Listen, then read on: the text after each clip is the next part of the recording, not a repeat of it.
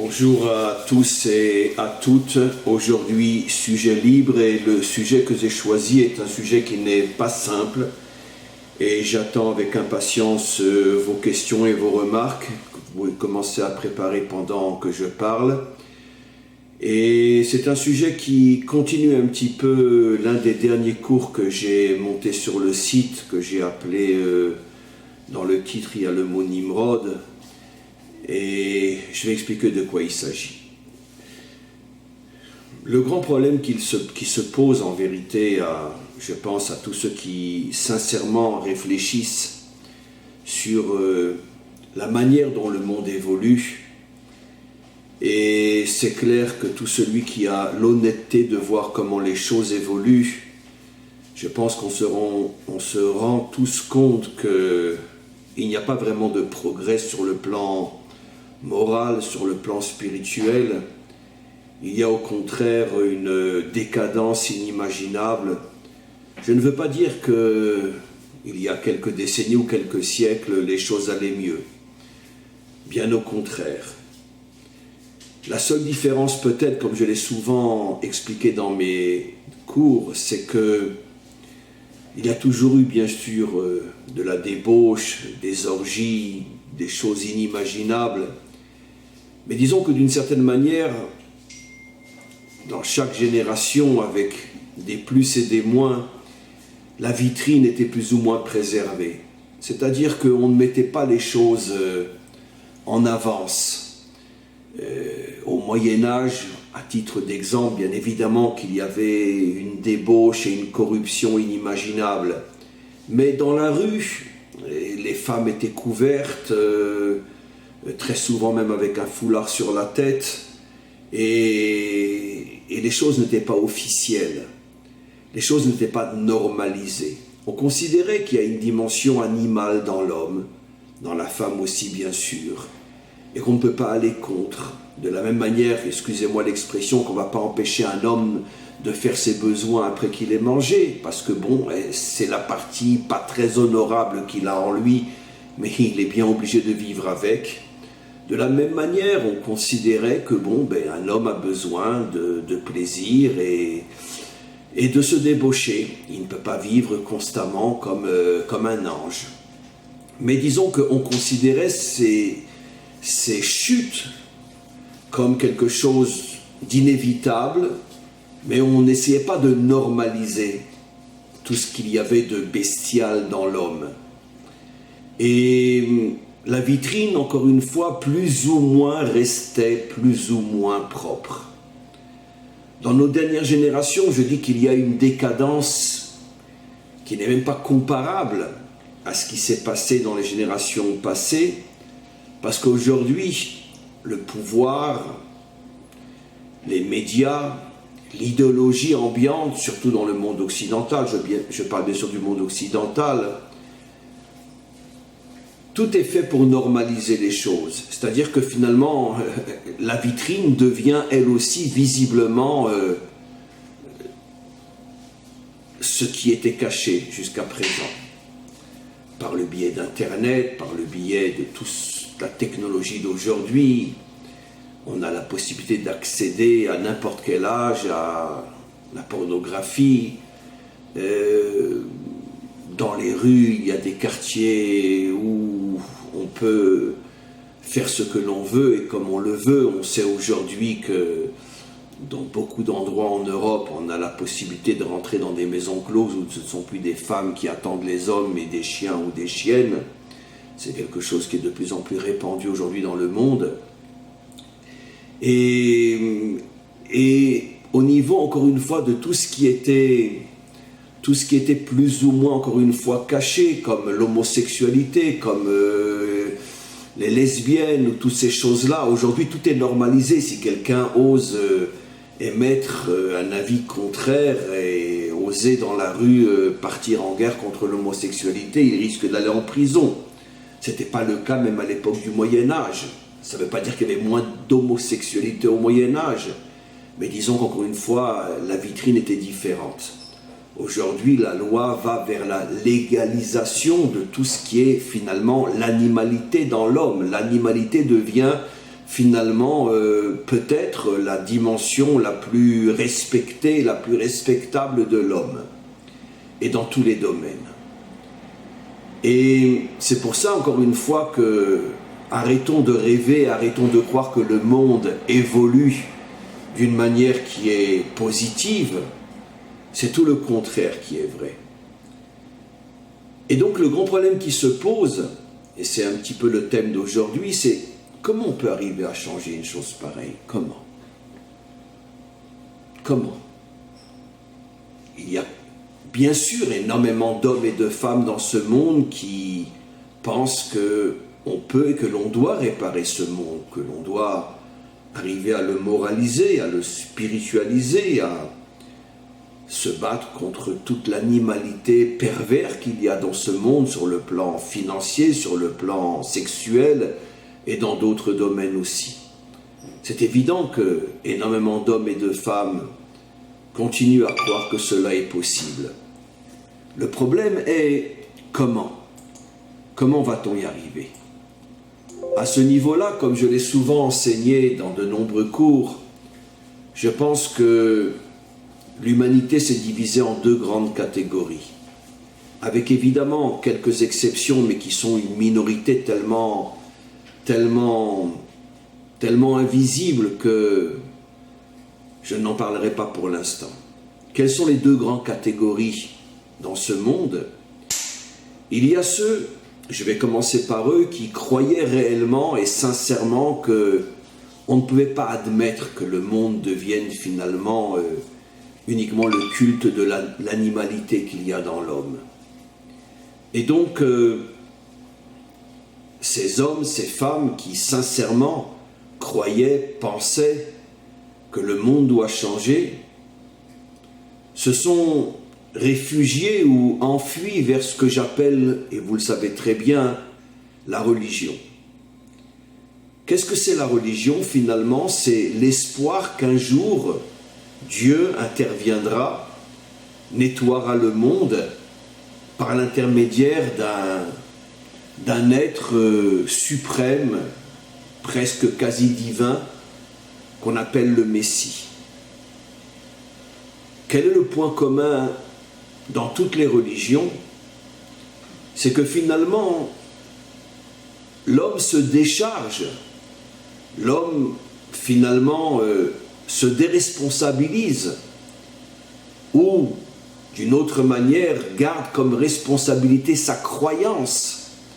C'est sa seule responsabilité. Je crois qu'un jour Dieu décidera de mettre fin à toute cette perversion. Il enverra un être presque quasi divin et ensemble, lui et le Messie sauveront le monde. Encore une fois, je me répète, pourquoi j'appelle cela de la religion? Parce que finalement, l'homme se déresponsabilise totalement. C'est pas moi qui vais agir, c'est Dieu et son Messie. Mais moi, ma seule responsabilité, c'est d'y croire et de le transmettre à mes enfants qui le transmettront à ses enfants. Chaque religion avec ses nuances au niveau de son culte. Mais le point fondamentalement commun à toutes les religions, ce que j'appelle moi bien sûr les illusions, les fantasmes et les fausses croyances, que ce soit dans le judaïsme, que ce soit dans le christianisme, que ce soit même dans les religions idolâtres, c'est uniquement la forme extérieure qui change. Mais le point fondamental qui unit toutes les religions, donc toutes les illusions spirituelles, c'est que finalement, ce n'est pas moi l'homme qui vais faire quoi que ce soit pour changer le monde, c'est Dieu et son Messie. Ça, c'est la première partie de l'humanité. L'autre partie, c'est celle qui s'est dit « on n'y arrivera jamais », c'est absolument impossible de changer le monde, parce que cette dimension animale dans l'homme fait partie intégrante de l'homme. On ne peut pas demander à un homme de rester toute sa vie avec la même femme. On ne peut pas demander à un homme de vouloir gagner de l'argent sans tricher, voler et se corrompre. On ne peut pas demander à un pays de se renforcer sans que ce soit sur le compte des autres, par l'intermédiaire des guerres ou d'autres chemins mensonger, terrible. Et donc, c'est la dimension animale qu'il y a dans l'homme. Donc, arrêtons de rêver, arrêtons de croire qu'un jour se dévoilera un Dieu et son Sauveur. Arrêtons de rêver, prenons le monde tel qu'il est et vivons tel que nous sommes. C'est finalement ce qu'on appelle aujourd'hui la laïcité. Ces deux dimensions, finalement, qu'est-ce qu'elles ont en commun? La partie du monde qui est religieuse et qui vit dans l'illusion, et la partie du monde qui est laïque. Je parle selon le langage d'aujourd'hui. Quel est le point commun en vérité? C'est la déresponsabilisation totale. Ni les uns ni les autres ne font quoi que ce soit pour changer le monde. Les laïcs, évidemment que non, puisqu'ils considèrent que le monde est comme il est et qu'on ne doit pas essayer de le changer. Est-ce qu'on va demander à un singe de ne pas être un singe, à un lion de ne pas être un lion? Est-ce qu'on va demander à une fleur de devenir une pierre ou à un caillou de devenir un arbre? C'est la nature. Et dans la nature humaine, il y a une dimension qui est celle qui fait que nous vivons tel que nous vivons. Avec des bons côtés, mais aussi beaucoup de mauvais côtés. Et donc, la dimension laïque, elle, évidemment, a complètement normalisé, finalement, toute la partie mauvaise qu'il y a dans l'homme. Et la partie religieuse, pourquoi elle s'en remet uniquement à Dieu et à son Messie? Mais parce que partir en guerre contre le monde, contre tous ceux, et ils ont toujours été la majorité, contre tous ceux qui ont le pouvoir, qui ont l'argent et qui ont finalement accepté cette normalisation de la débauche et de la perversion et de la corruption. Partir en guerre contre eux, c'est se mettre véritablement en danger. Et on n'a pas envie. On n'a pas envie de mourir, on n'a pas envie de se retrouver en prison, on n'a pas envie de se battre. La grande majorité des religieux ne se rendent même pas compte que la profonde et véritable raison qui les fait sombrer dans cette illusion spirituelle, c'est la peur. La peur d'agir, la peur de se battre, la peur de devenir un véritable guerrier qui se bat pour améliorer le monde. Parce que tous ces guerriers, il y en a eu très très peu, qui ont essayé de se battre pour améliorer le monde, ont tous été assassinés, sans la moindre exception. On n'a pas envie de faire partie de ces gens-là, qui ont essayé, mais qui ne sont arrivés à rien. Parce que le mal est entre les mains des plus forts, et pas entre les mains de... Plutôt le mal et le pouvoir est entre les mains de la majorité qui accepte le monde tel qu'il est, et la minorité qui voudrait le changer n'a ni la force, ni l'argent, ni le pouvoir, et n'a pas non plus cette cruauté qui est de l'autre côté, qui accepte d'assassiner tous ceux qui dérangent. Et donc finalement, le côté positif de ce monde est faible et n'a pas d'autre choix que de se réfugier dans la religion. Et c'est pour ça que le monde ne change pas. Le monde ne change pas parce que, encore une fois, la force et le pouvoir est entre les mains de tous ceux qui ont accepté le monde tel qu'il est. Et les bonnes pensées et l'espoir est entre les mains des faibles qui, eux, n'ont absolument pas la possibilité de sortir dans la rue sans savoir à l'avance qu'ils se feront assassiner. Alors ils se sont inventés la religion. L'espoir fait vivre. Comme je l'ai expliqué dans un cours récemment, mais malheureusement, même notre peuple n'a pas suivi le modèle représenté par Abraham. Pourquoi Abraham a été choisi? Parce qu'il était croyant, parce qu'il était spirituel, parce qu'il était moral. Bien sûr qu'il était ce que je viens de dire, mais ce n'est pas la véritable raison qui a fait qu'il a été choisi. Pourquoi il a été choisi? C'est dans un cours récent. Parce qu'il a été le seul et le premier dans toute l'histoire humaine à partir en guerre contre la tyrannie. À cette époque, la tyrannie était Nimrod, comme je l'ai expliqué dans un cours magnifique, qui est encore sur la première page du site. C'est pour ça qu'il a été choisi. Parce que finalement, il a été le seul à comprendre qu'on ne peut pas attendre que Dieu fasse le travail pour nous. On ne peut pas attendre que vienne un Messie qui fasse le travail pour nous. Il faut que l'homme se prenne en main, soit responsable et fasse ce qu'il doit faire. Même s'il se met en danger, et ça a été le cas d'Abraham, arrêté après avoir cassé toutes les idoles de Nimrod, après qu'il ait été aussi contre le projet de la tour de Babel,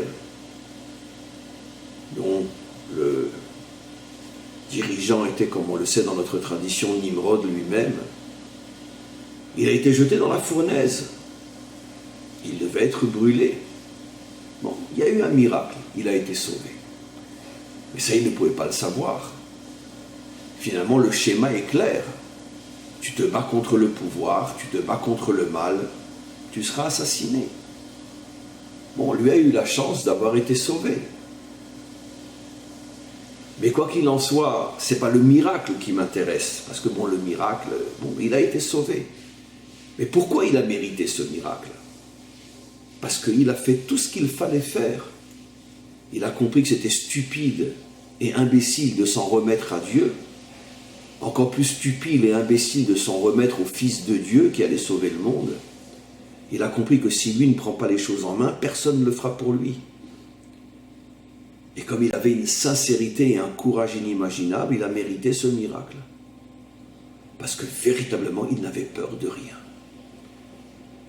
De là aussi, on peut comprendre que si un homme véritablement se lance dans cette guerre contre le mal, en sachant à l'avance qu'il peut commencer à mettre le chronomètre en marche parce qu'il n'aura pas beaucoup de temps avant de prendre une balle dans la tête, quand un homme a ce courage et ce sacrifice de soi, et que véritablement ses pensées, ses intentions sont véritablement et uniquement le salut du monde, il peut éventuellement mériter un miracle. Abraham l'a eu, mais pas tout le monde l'a eu. Je ne sais pas pourquoi je saute tellement loin dans l'histoire, mais Rabbi Akiva lui aussi a voulu sauver son peuple en soutenant la révolte de Bar Korba contre les Romains. Il a fini supplicié d'une manière atroce. Lui n'a pas mérité ce miracle. Il est vrai que dans un autre domaine, les trois compagnons de Daniel, Michaël, Hanania, et je ne me rappelle plus le nom du dernier, c'est pas grave, eux aussi ont refusé de se prosterner devant la grande statue qu'a fait Nabucodonosor. Ils ont été jetés dans une fosse à Lyon, et les lions ne les ont pas touchés. Il y a eu dans l'histoire des gens courageux qui sont partis en guerre contre le système et qui ont mérité d'un miracle. Il y en a eu d'autres qui n'étaient pas moins courageux, pas moins authentiques et qui n'ont pas mérité le miracle. Évidemment qu'on ne peut pas tout comprendre, comme nous dit le verset, mes pensées ne sont pas les vôtres et mes chemins ne sont pas les vôtres. Pourquoi Hachem décide de sauver un tel et pourquoi il décide de ne pas sauver un tel? C'est sûr qu'il y a des raisons extrêmement profondes que l'on comprendra un jour. On ne peut pas tout comprendre, bien évidemment. Mais quoi qu'il en soit, on est véritablement devant un problème énorme. Et sincèrement, c'est un problème qui me préoccupe depuis des années. Je vous avoue très sincèrement que quand je vois dans quelle situation se trouve notre monde, il y a vraiment de quoi se désespérer. Ne vous inquiétez pas, je ne suis absolument pas désespéré. Mais je parle selon une vision très extérieure des choses. De plus en plus d'hommes et de femmes dans le monde se découragent totalement de penser qu'on puisse changer le monde. Et d'un autre côté, de plus en plus de personnes qui s'enfoncent dans une religion complètement utopique, qui les fait rêver, qui leur fait croire que ça y est, tout va s'arranger. Et entre ces deux formes de fuite et d'imbécilité, finalement, qu'est-ce qui reste d'hommes authentiques dans ce monde, qui sont véritablement capables de se mettre en danger pour essayer de réparer le monde? Combien y en a-t-il dans ce monde? Très très peu. Et à chaque fois qu'il y en a eu un, qu'il soit juif ou non juif, il a pris une balle dans la tête. Ce qui est plus grave encore, c'est que dans chaque, entre parenthèses, religion, dans chaque nation, quand quelqu'un essaye d'être authentique, il se met tout le monde à dos. Et des fois, ses pires ennemis sont plus encore les religieux que les laïcs. Parce que les religieux ne supportent pas d'entendre quelqu'un qui lui aussi est croyant et qui ose dire à haute voix que tous les religieux vivent dans un opium spirituel qui ne fait qu'aggraver la situation. Les laïcs, à la rigueur, s'en fichent. Bon, c'est un religieux, il n'a qu'à parler comme il parle, de toute façon, c'est tous des imbéciles. Mais dans le monde religieux lui-même, lorsqu'un marginal sort et ose dire que vous vivez tous dans un fantasme, dans une illusion qui ne fait que renforcer le mal, et vous êtes les premiers responsables de tous les malheurs du monde, mais il se dresse contre lui des ennemis qui sont prêts vraiment à l'égorger vivant. Comment tu oses parler? Mais nous sommes croyants, nous croyons en Dieu, nous sommes pratiquants, nous observons tous les commandements de Dieu. Comment tu oses dire qu'on vit, comme le disait Marx, en se shootant à l'opium du matin au soir? Donc finalement, quand quelqu'un d'authentique s'attaque au système, c'est pas seulement qu'il se met en danger s'il va trop loin par rapport aux laïcs, qui très vite lui tireront une balle dans la tête si tu déranges trop. Mais il a tout le monde contre lui. Non seulement les laïcs, mais aussi les religieux. Les laïcs, parce qu'il est hors de question de déranger le système qui permet de faire du pognon et de s'amuser avec les femmes ou autres. Et les religieux, comment tu oses dire que nous sommes dans l'illusion, nous les croyants, nous sommes les seuls vrais représentants de la vérité sur terre. Donc de toute façon, il a tout le monde contre lui. Et cette alliance finalement entre les religieux et les laïcs, qui ressemble énormément à cette alliance entre le clergé et la noblesse, cette alliance existe jusqu'à aujourd'hui. Tous les religieux sont de mèche avec le pouvoir, comme on le voit ici en Israël et comme on le voit partout dans le monde. À la veille des élections, ici en Israël, pratiquement tous les rabbins francophones nous disent qu'il faut voter pour tel parti religieux qui est à la Knesset. Et tout le monde sait à quel niveau de corruption on se trouve entre les soi-disant partis religieux et le pouvoir. Évidemment qu'il y a toujours eu un lien profond entre la religion et la noblesse, entre la religion et le pouvoir. Et ça n'a pas changé jusqu'à aujourd'hui. Qui ose s'attaquer à ça? Qui ose remettre en question cette alliance millénaire entre la religion et le pouvoir, entre la religion et la mafia? On sait tous, je ne sais plus si c'est encore 100% vrai aujourd'hui, mais pendant des décennies et des décennies, tout l'argent de la mafia italienne et sicilienne était blanchi par le Vatican. Qui ne le sait pas? Qui ne le sait pas? Bref, qu'est-ce qu'on peut faire? Qu'est-ce qu'on doit faire? Continuer comme si de rien n'était, comme vous diront les laïcs, ou continuer à croire que c'est sûr le Messie va venir, comme diront les religieux? Le monde va être sauvé. Qu'est-ce qu'on fait?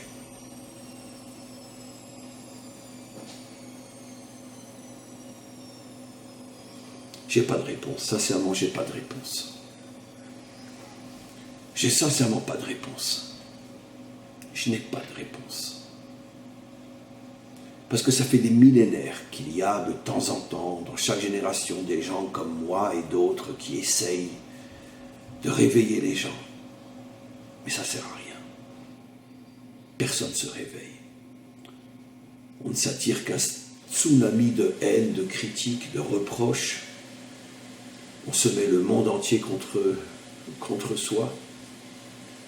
Et finalement, on se retrouve tout seul, faible, incapable de pouvoir faire quoi que ce soit. C'est quoi la solution? J'en sais rien. Sincèrement, j'en sais rien. Je vais vous demander de m'aider. Essayez-vous maintenant de trouver des solutions. Envoyez-moi des messages. Exprimez-vous, donnez-moi votre avis. Qu'est-ce qu'on peut faire? Sincèrement, qu'est-ce qu'on peut faire? Voilà, je vais essayer de lire maintenant ce que vous avez écrit et on va voir si on peut avancer.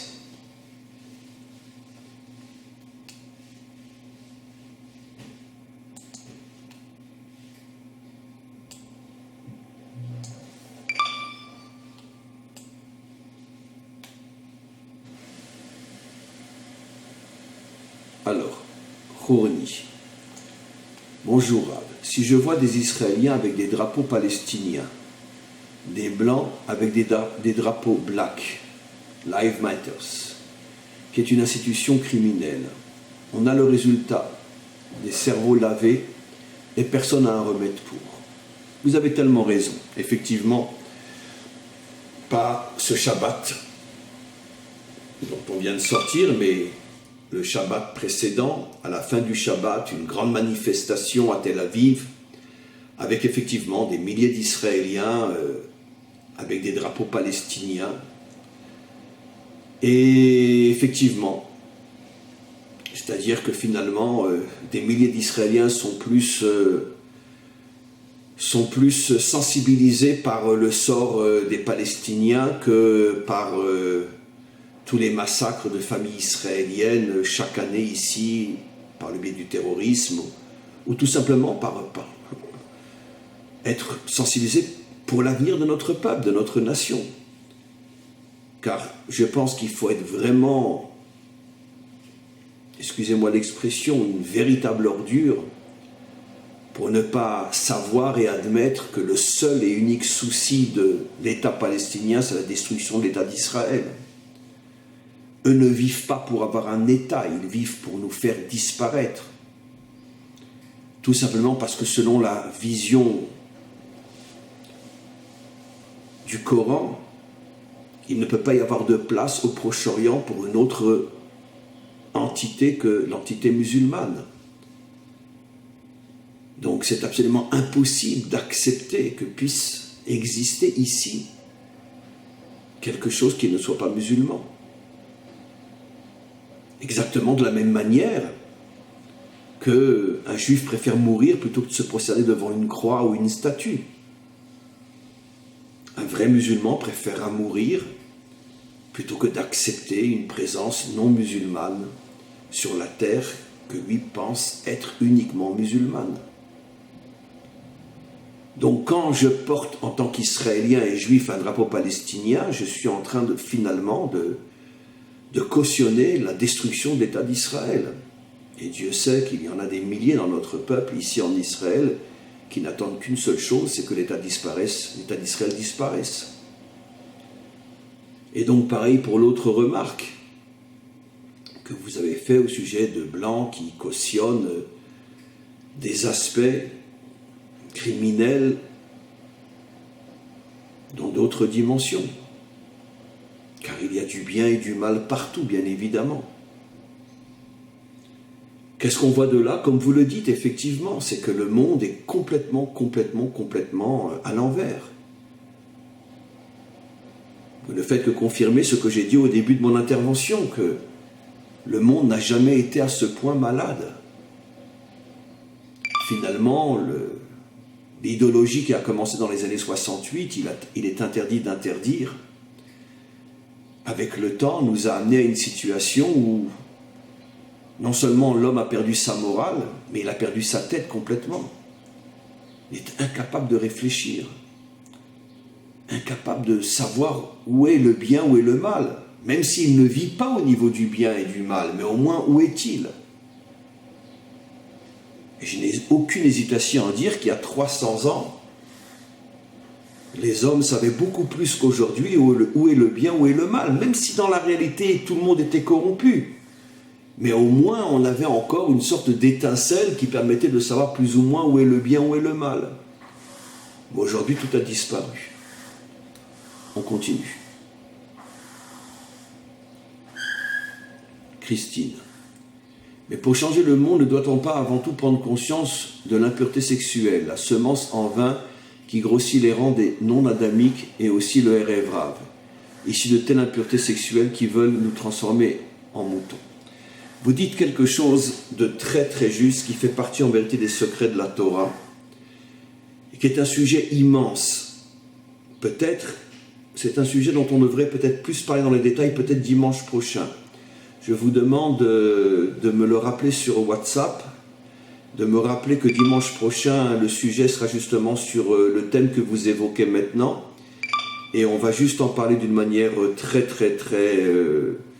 réduite aujourd'hui pour peut-être en parler plus la semaine prochaine. Effectivement, dans les secrets de la Torah, le Zohar et d'autres, il est dit qu'à chaque fois qu'il y a une impureté sexuelle, soit une personne qui émet sa semence seule, soit par le biais d'une femme interdite ou un homme interdit, et bien ces énergies ne se perdent pas, malheureusement, et elles se réincarnent sous la forme de démons comme Hitler, comme les nazis, comme d'autres, qui ont, encore une fois, comme vous l'avez très bien compris, Christine, une apparence humaine, mais qui n'ont absolument pas le contenu d'un adamique, ni âme, ni rien, ce sont uniquement des structures monstrueuses, qui n'ont aucune conscience, qui n'ont aucune morale et qui ne vivent que pour détruire.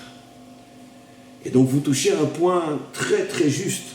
C'est la raison pour laquelle le premier commandement qu'un juif accomplit dans sa vie à l'âge de 8 jours, c'est la circoncision, qui est le symbole de la pureté sexuelle. Alors je sais que vous pouvez rigoler derrière mon dos, parce que des impuretés sexuelles chez les juifs, grâce à Dieu, on en a beaucoup, comme récemment le Weinstein, ou un autre que l'on connaît très bien en France, et pourtant je pense que les deux étaient circoncis. Mais il faudra qu'on en parle de ça, effectivement. On en parlera la semaine prochaine.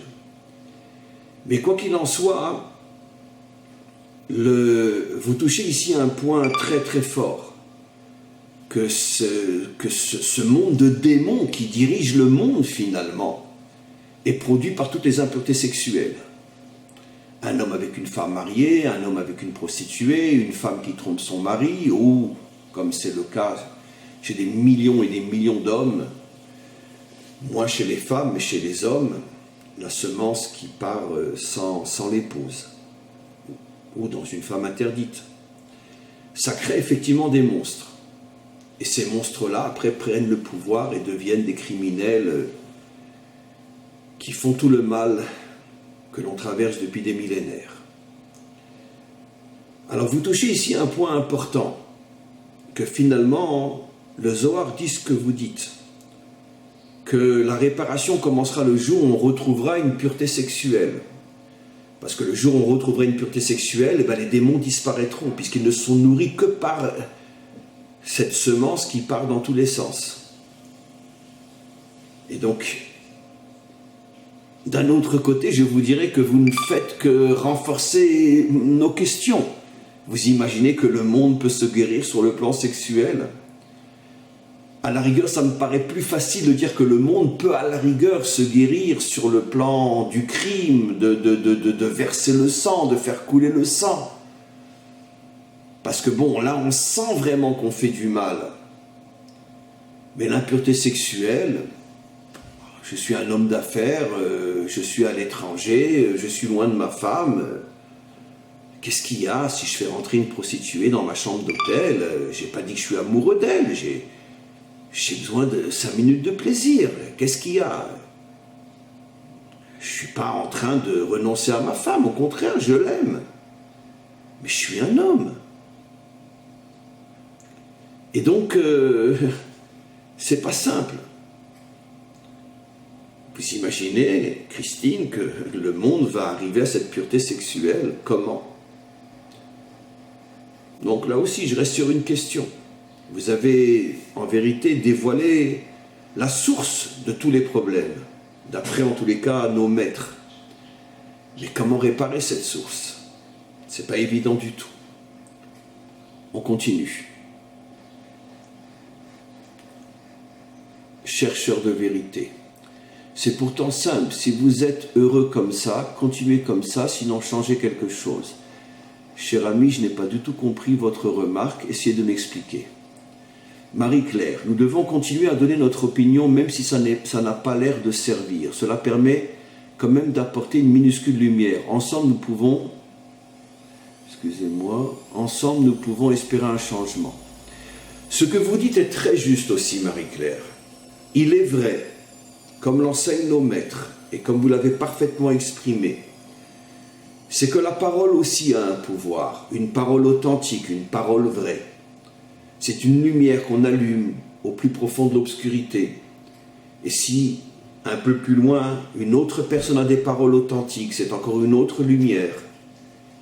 Et il est vrai que si cette lumière authentique se transmet chez des dizaines, des centaines, des milliers de personnes, elle finit, cette lumière, par réveiller des consciences et à faire changer le monde.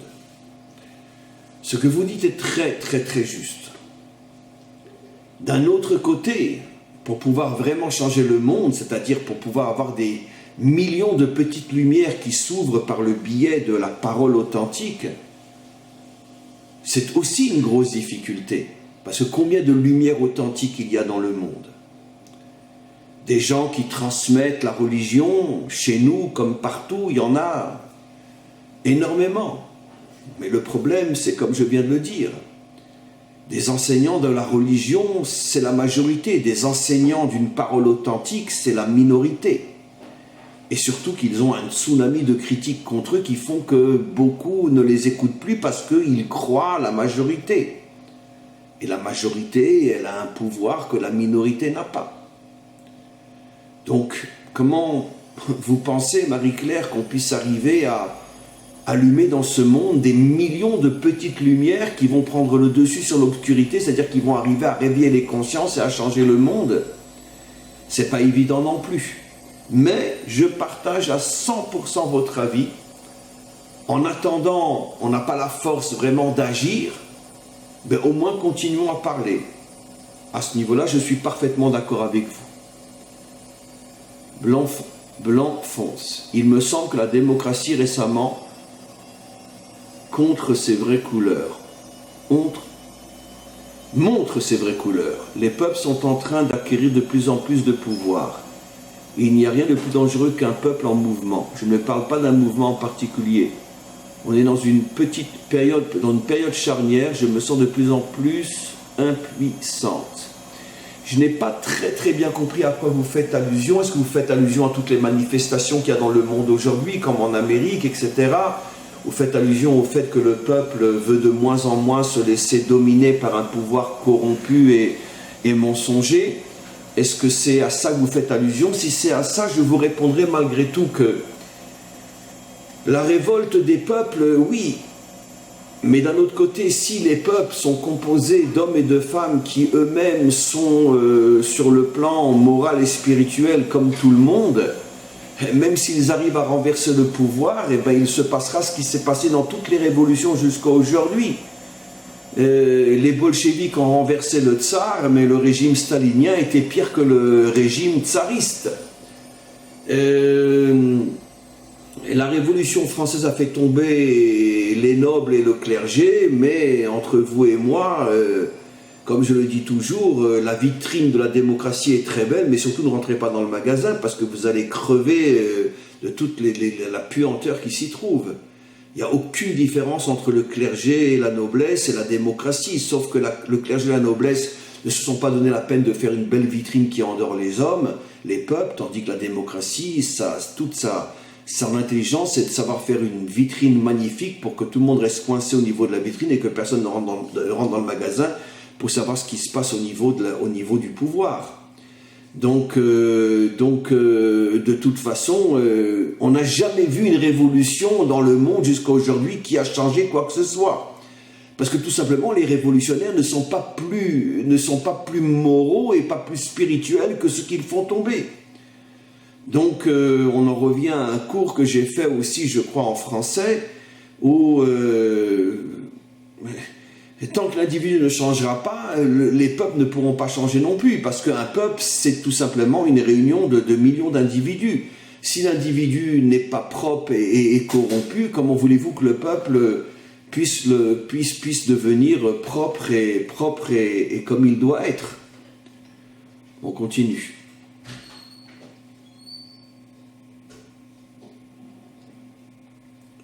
Christine, Mashiach vient aussi sur un âne blanc, donc à faire prendre conscience et dominer ce démon, cette débauche sexuelle.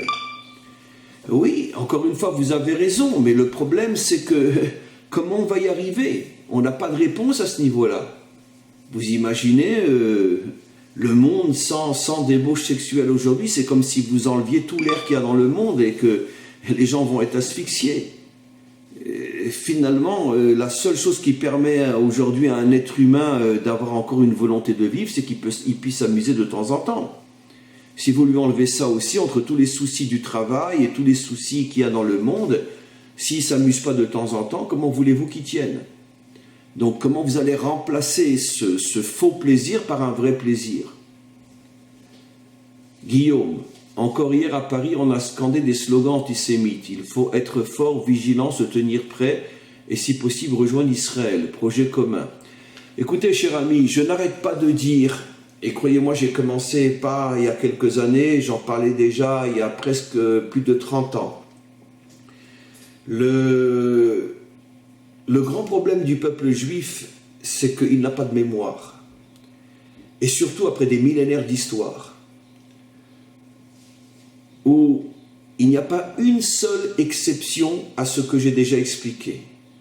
Au bout d'un certain temps, la roue tourne, et tous les endroits où les Juifs vivaient plus ou moins bien, ça devient un véritable cimetière, une véritable catastrophe.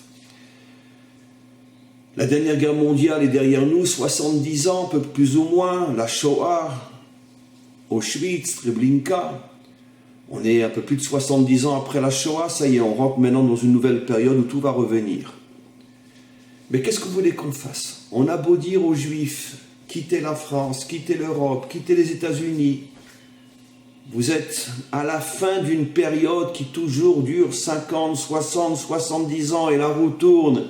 Et c'est à nouveau sur les Juifs que le monde entier tombe, parce qu'il faut bien trouver un bouc émissaire, il faut bien trouver un responsable, comme cette saleté, cette pourriture que vous avez sans doute vue dans une vidéo qui tourne sur Facebook, où on voit un sac de pourriture féminin en France qui dit que c'est les Israéliens qui ont appris aux policiers américains à tuer les Noirs. Excusez-moi mes expressions, mais... Bon, bref. Il n'y a pas le choix. Ça fait des millénaires que ça dure. Quand le monde n'en peut plus, il a besoin d'un bouc émissaire et c'est les Juifs. Et c'est comme ça que ça fonctionne. Je pense que d'ici 5 ans maximum, tous les Juifs qui se trouvent dans le monde entier vont être massacrés. Mais on a beau leur dire, ils n'écoutent pas. Ils n'écoutent pas. Vous savez combien de gens venus d'Israël ont tourné en Ukraine, en Pologne, dans tous les pays d'Europe de l'Est et surtout de l'Ouest et surtout de l'Est pour prévenir les Juifs qu'avec la montée du nazisme, une catastrophe se préparait. Les Juifs les traitaient de débiles mentaux, de fanatiques, d'extrémistes. Mais arrêtez, mais c'est pas possible, mais arrêtez. Bon, il y aura un petit pogrom ici et là, il y en a toujours eu, mais un massacre de millions de Juifs? Non. Il y en a un très célèbre qui a fait le tour de l'Europe de l'Est, Jabotinsky. Partout où il allait, on le traitait de malade mental. Bon, ben il est reparti. Et puis, entre-temps, sont partis 6 millions de Juifs. En fait, vous le savez très bien, ce n'est pas 6 millions, c'est presque 9 millions. Mais comme après la guerre, on a fait des calculs rapides, on a trouvé 6 millions. Entre-temps, on sait que c'est 9 millions. Mais bon, on ne veut pas changer le chiffre officiel pour ne pas énerver les gouvernements, donc on reste sur 6 millions, mais c'est 9 millions presque. Ça, on le sait aujourd'hui à Yad Vashem en Israël, c'est presque 9 millions de juifs qui ont disparu pendant la Shoah. On est très loin des 6 millions. Et ça va recommencer. Ben, elle expliquait à un juif du 16e, ou un juif de Manhattan, ou un juif de Miami, ou un juif de Los Angeles, qu'il va voir ses enfants égorgés devant les yeux de ses parents d'ici quelques années. Mais arrêtez vos histoires, mais non, le monde n'est plus comme il était avant. Bon ben très bien. Eh bien continuez à vivre en dehors d'Israël, et vous verrez ce qui va vous arriver. Et arrêtez de me dire que je suis en train de dire des paroles sataniques. Parce que moi, je parle après 4000 ans d'histoire. Donc j'ai le droit de parler. Je ne parle pas au nom d'un fantasme, je parle au nom de l'histoire. Je vous rappelle juste que l'endroit où les Juifs étaient les plus libres et les plus acceptés dans toute l'Europe, avant la montée du nazisme, était l'Allemagne. C'est là où les Juifs étaient les plus assimilés, les plus acceptés, les plus respectés, jusqu'à ce que monte Hitler et son parti nazi. Il n'y avait pas un pays au monde où on pouvait être plus heureux en Europe qu'un juif en Allemagne. Et c'est précisément en Allemagne, voilà. Et comme je ne cesse de le dire, le prochain pays nazi, ça va être l'Amérique. Et l'Amérique va nous faire oublier l'Allemagne, parce que ça va être des milliards de fois pire que tout ce qui s'est passé avec l'Allemagne. Et je ne me trompe pas. Et vous allez voir que c'est la vérité vraie. Notre génération le verra encore. Alors continuez à vivre à Miami, continuez à vivre à Los Angeles, continuez à rêver. Mais ne venez pas pleurer après quand on verrait votre femme et vos enfants égorgés devant vous. On continue. Marc, quand on voit le monde occidental aujourd'hui, on est dépité. La médiocrité qui s'est mise à penser à gagner. Le mensonge a gagné. Black Lives Matter, les drapeaux palestiniens, les morts aux juifs hier à Paris. Moi non plus, je ne sais pas quoi faire. Il paraît que la vérité finit toujours par triompher. Est-ce que vous le pensez aussi?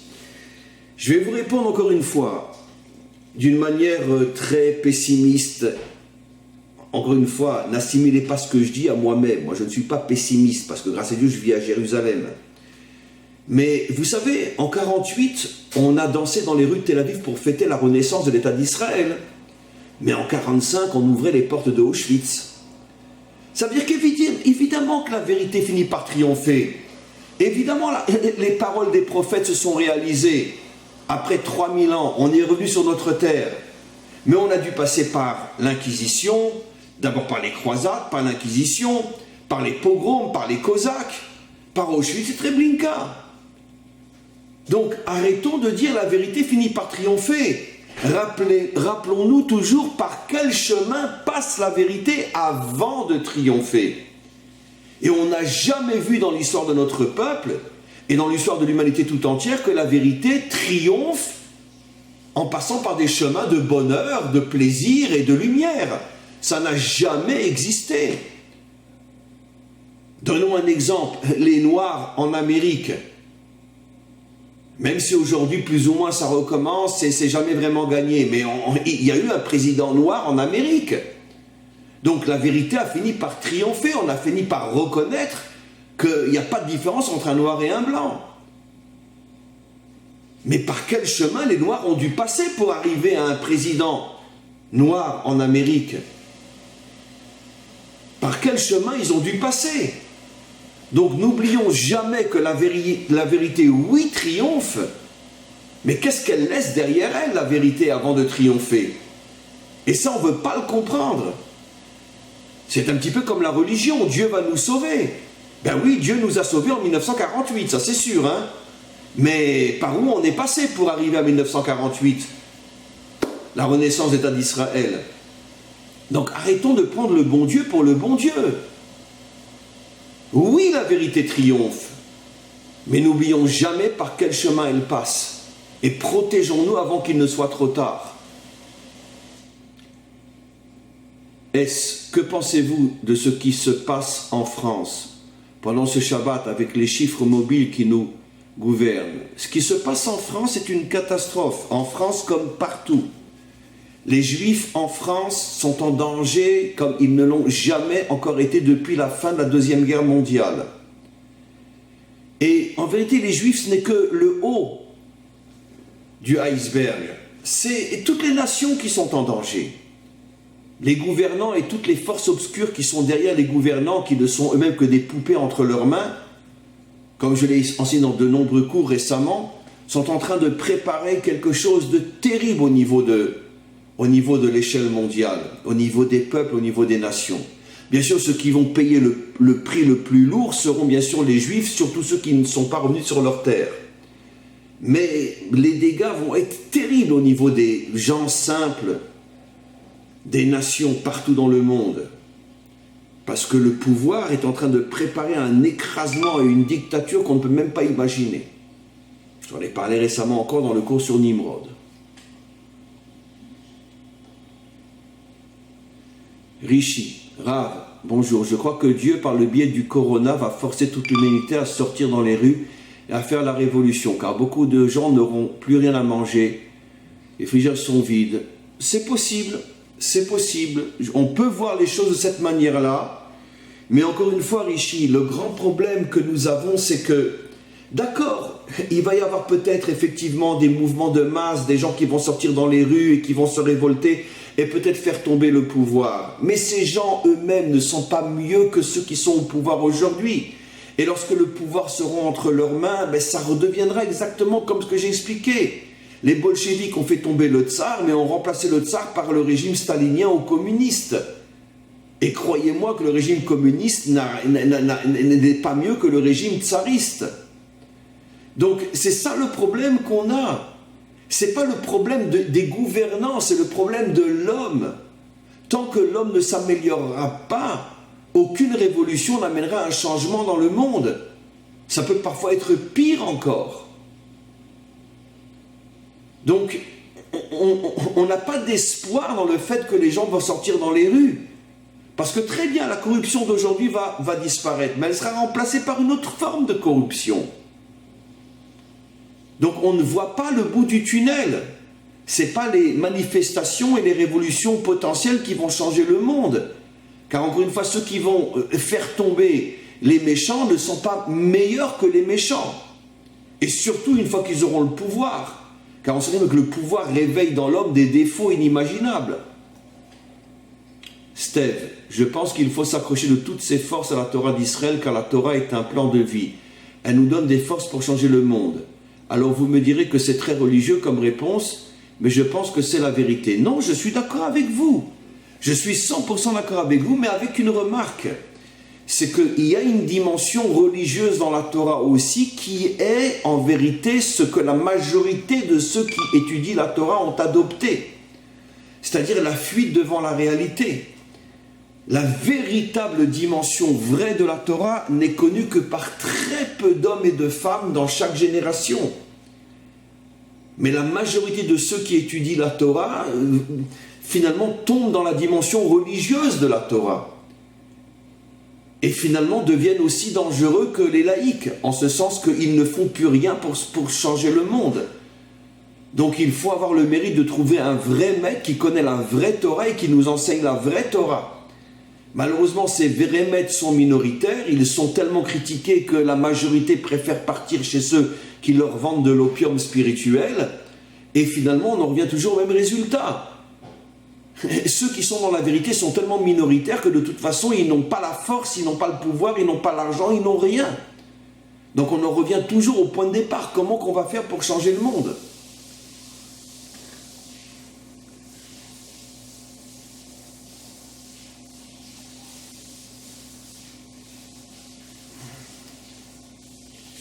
Espinoza, bonjour, vous avez dit dans un cours que l'âme des tzadikim est au kotel. Est-ce bien ça? Oui, absolument. L'âme des tzadikim, tous les tzadikim décédés partout dans le monde, leur âme ne se trouve ni à Ouman, ni à New York, ni nulle part. Le Zohar dit clairement que tous les tzadikim, une fois qu'ils quittent ce monde, leur lumière va au kotel, c'est-à-dire l'endroit le plus proche du futur troisième temple. C'est là-bas que, et si les gens comprenaient ça, c'est évident que Ça donnerait une force inimaginable si au lieu de partir partout dans le monde, à Rosh Hashanah et ailleurs, et vider Israël de son potentiel de force, si tout le monde allait au Kotel et à ce moment-là se connecter à toute cette lumière de tous les justes, de toutes les générations qui se trouvent là-bas, c'est sûr que là aussi ça créerait un réveil de lumière inimaginable dans le monde qui peut-être, sans doute, ferait avancer la délivrance. Moi personnellement, à Rosh Hashanah, je prie au Kotel. Et pas seulement à Rosh Hashanah, à toutes les fêtes je suis au Kotel. Parce que je sais, d'abord, en vérité, pas seulement, bon bref, je ne vais pas parler de moi, mais dès que je peux, je prie au Kotel. Parce que je sais que c'est là-bas que se trouve toute la lumière d'Israël.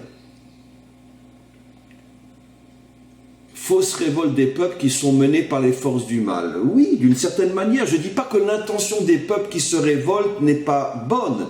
Je dis que malheureusement, comme ils ne se sont pas purifiés eux-mêmes, dès qu'ils retrouvent le pouvoir réveille en eux des forces tellement négatives qu'elle prend le dessus sur les bonnes intentions qui étaient au départ dans la révolution.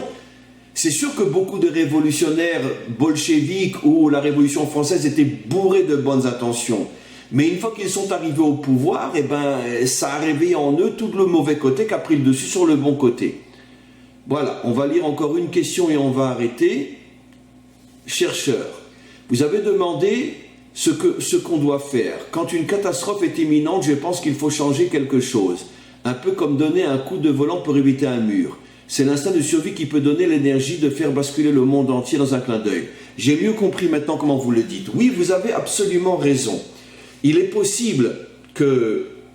Enfin, pas possible, je pense que j'adhère à ce que vous dites, que quand le monde va être acculé à une situation où il va sentir au plus profond de lui-même que s'il ne fait pas quelque chose, c'est la disparition de l'humanité tout entière, et on va vite arriver à cette situation, je pense que le réveil va provoquer ce qu'on appelle, dans le langage des maîtres d'Israël, le réveil de l'essence, et l'essence qui est cachée au plus profond de l'homme est toujours pure et toujours propre, et cette essence, lorsqu'elle va se réveiller, dans un moment où on va sentir que ça y est, c'est où on réveille l'essence, où on disparaît tous, ce réveil de l'essence va provoquer sans doute la délivrance finale.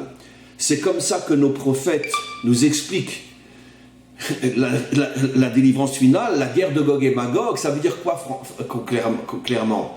Ça veut dire que le peuple juif va se retrouver dans une situation où s'il ne se réveille pas de la manière la plus authentique possible, il va disparaître. Et ce réveil va provoquer un réveil de conscience chez lui et chez tous les peuples, chez tous les adamiques partout dans le monde, et ce réveil de conscience va amener la délivrance. Donc, d'une certaine manière, pour conclure ce que vous dites, cher ami, je crois que malheureusement, on n'évitera pas de continuer à se trouver dans une situation de plus en plus critique, et quand on va être vraiment acculé au pied du mur, où la seule possibilité, c'est ou le réveil de la vérité, ou la disparition de l'humanité tout entière, à ce moment-là, effectivement, on aura le réveil de la vérité. Voilà, on va s'arrêter pour aujourd'hui, mes amis. Vraiment, je m'excuse, je ne peux pas traiter toutes les questions. Et vraiment, et je le dis à chaque fois et de la manière la plus sincère, la plus authentique, aujourd'hui, je pense que vraiment l'échange entre nous était encore plus fabuleux que jamais.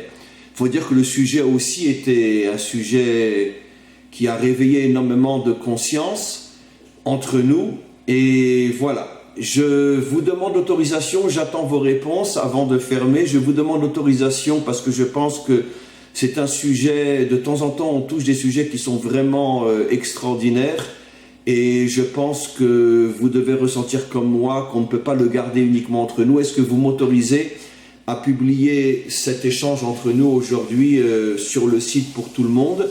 Donnez-moi votre réponse, ne m'en voulez pas. Mais je pense que c'est un acte de chesed, un acte de bonté, de générosité que nous faisons. C'est vrai que nous sommes le groupe Raï et que les choses sont entre nous, mais d'un autre côté, il y a des fois des sujets qu'on ne peut pas ne pas transmettre à des milliers de personnes parce que c'est une lumière qu'on ne peut pas garder pour nous. Donnez-moi votre réponse. Merci à tous et à toutes. Une très très très bonne journée.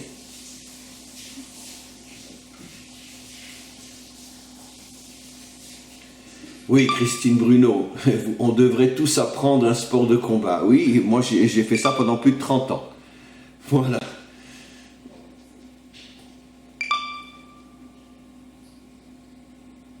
Alors, est-ce que vous êtes d'accord sur... Ah, Marc Coma, comment allez-vous? Alors, vous êtes tous d'accord à ce qu'on mette le cours sur le site? Merci pour vos réponses.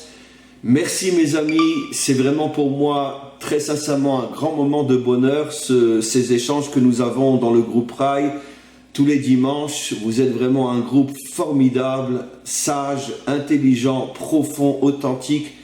Et c'est pour moi un véritable bonheur de vous compter parmi mes élèves et de pouvoir avoir des échanges avec vous tous les dimanches matins. À tous et à toutes, une très très bonne journée. Merci, merci pour tous. Merci pour tout.